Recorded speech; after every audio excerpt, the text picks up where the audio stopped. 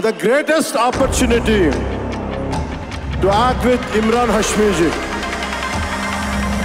Jhalak Dikla Ja ne urdu tiluginchina Imran Hashmi garu.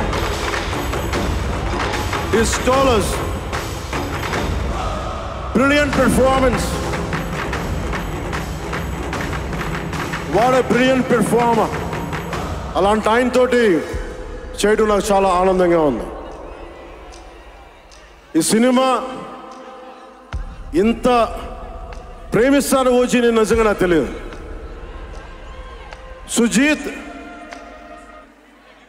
Sujeeth ఇది final speech కాదా, ఇంకేమైనా music ఉందా? కమ్ సుజీత్.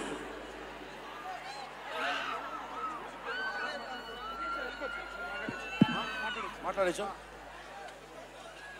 ఒక అభిమాని, అది కూడా మామూలు అభిమాని కాదు.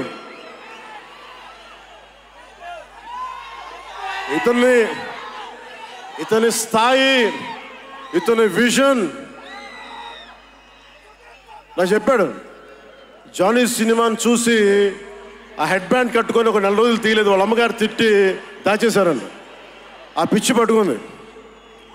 సినిమా తీయాలని చెప్పి సాహో సినిమా తీసిన తర్వాత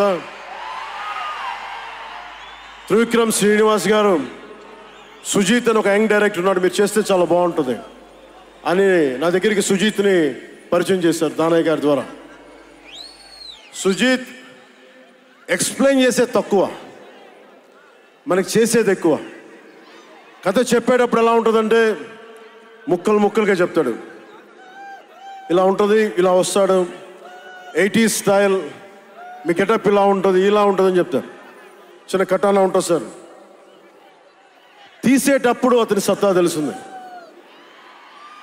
మామూలుగా కాదు. అండ్ నేను ఈ సినిమాకి ఇద్దరే స్టార్స్, నాట్ పవన్ కళ్యాణ్.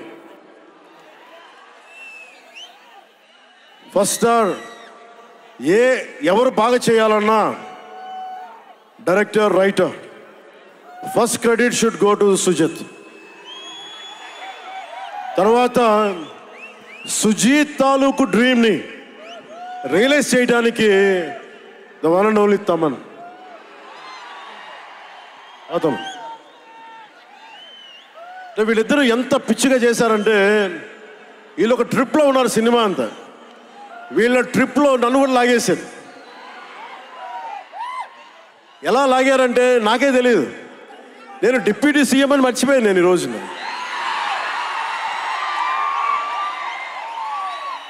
మీరు ఊహించుకోండి, ఒక డిప్యూటీ సీఎం ఇలా కత్తి పెట్టుకొని వస్తే ఎవరన్నా ఊరుకుంటారు చెప్పండి? సినిమాల్లో కాబట్టి చెల్లిపోయింది. కానీ ఇది మన ఖుషీలో ఈ కటానాని నేను ప్రాక్టీస్ చేసిన కటానా ఫీల్ చూసి నాకు ఇది కావాలి, ఎలా చేద్దాం, దీని చుట్టూ ఒక చక్కటి కథ అల్లి సినిమాని మీకు రంజింపజేసేలా యాక్షన్ కట్ కానీ స్టైలైజింగ్ కానీ చాలా చాలా బాగా చేశారు అది. అలాగే డిఓపి రవిచంద్రన్ గారు క్లాసిక్ విజువల్స్ తోటి, మనోజ్ పరమహంస గారు, వీళ్ళిద్దరూ చాలా బాగా వర్క్ చేశారు. ఇంకొకళ్ళు సువి పాటినారు కదా మీరు, ప్రియాంక అరుల్ మోహన్. ఒక 80s లో ప్రియాంకాజీ ప్లీజ్ కమ్.